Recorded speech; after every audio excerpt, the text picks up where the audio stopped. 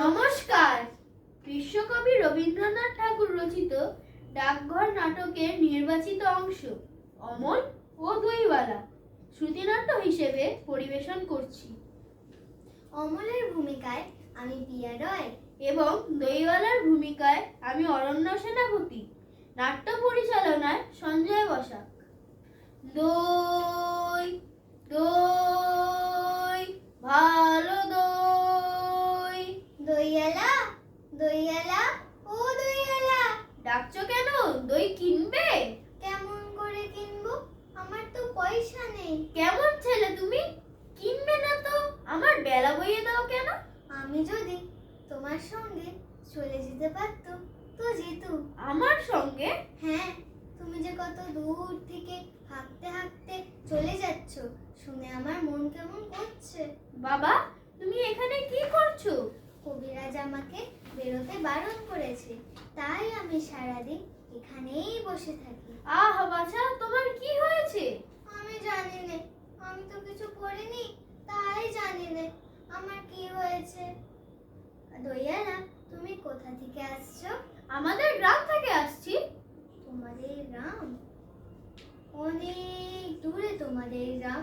আমাদের গ্রাম সেই পাঁচমুড়া পাহাড়ের তলায় শামলি নদীর ধারে।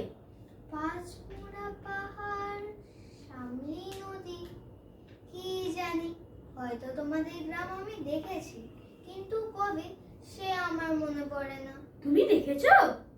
পাহাড় তলায় কোনোদিন গিয়েছিলে নাকি? না, কোনো দিন যাইনি, কিন্তু আমার মনে হয় যেন আমি দেখেছি। অনেক পুরনো কালে খুব বড় বড় গাছের তলায় তোমাদের গ্রাম, একটি লাল রঙের রাস্তার ধারে, তাই না? ঠিক বলছো বাবা। সেখানে পাহাড়ের গায়ে সব গরু চড়ে বেড়াচ্ছে। কি আশ্চর্য! ঠিক বলছো বাবা, আমাদের গ্রামে গরু চড়ে বই কি, খুব চড়ে। মেয়েরা সব নদীর থেকে জল তুলে মাথায় কলসি করে নিয়ে যায়, তাদের লাল শাড়ি পরা, তাই না? বাহ, ঠিক কথা। আমাদের সব গয়লা পাড়ার মেয়েরা নদী থেকে জল তুলে নিয়ে যায়, তবে কি না তারা সবাই যে লাল শাড়ি পরে তা নয়। কিন্তু বাবা, তুমি নিশ্চয়ই কোনোদিন সেখানে বেড়াতে গিয়েছিলে। সত্যি বলছো দইয়ালা, আমি একদিনও যাইনি। কবিরাজ যেদিন আমায় বাইরে যেতে বলবে সেদিন তুমি নিয়ে যাবে তোমাদের গ্রামে? যাবো বই কি বাবা, খুব নিয়ে যাবো। আমাকে তোমার মতন ওই রকম দই বেচতে শিখিয়ে দিও, ওই রকম বাঁক কাঁধে নিয়ে, ওই রকম দূরের রাস্তা দিয়ে। মরে যাই মরে যাই, তুমি দই বেচতে যাবে কেন বাবা? তুমি এত এত পুঁথি পড়ে পণ্ডিত হয়ে উঠবে। না না, আমি কখনো পণ্ডিত হব না।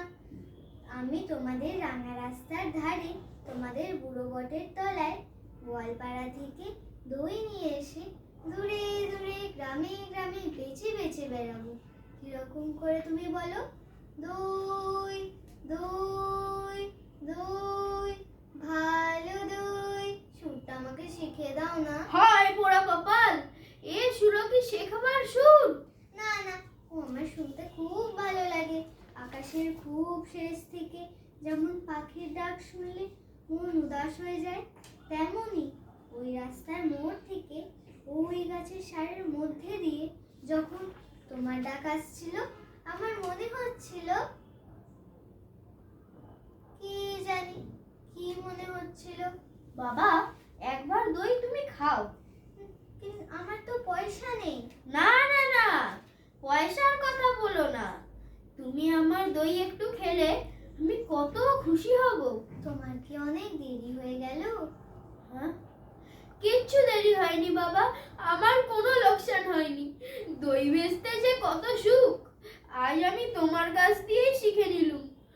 দই দই ভালো দই, দই দই ভালো দই, দই দই ভালো দই, দই দই ভালো দই।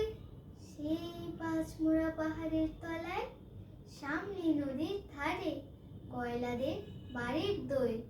তারা ভোরের বেলায় গাছের তলায় গরু দাঁড় করিয়ে দুধ দই। সন্ধেবেলায় মেয়েরা দই পাতে সেই দই, দই, দই।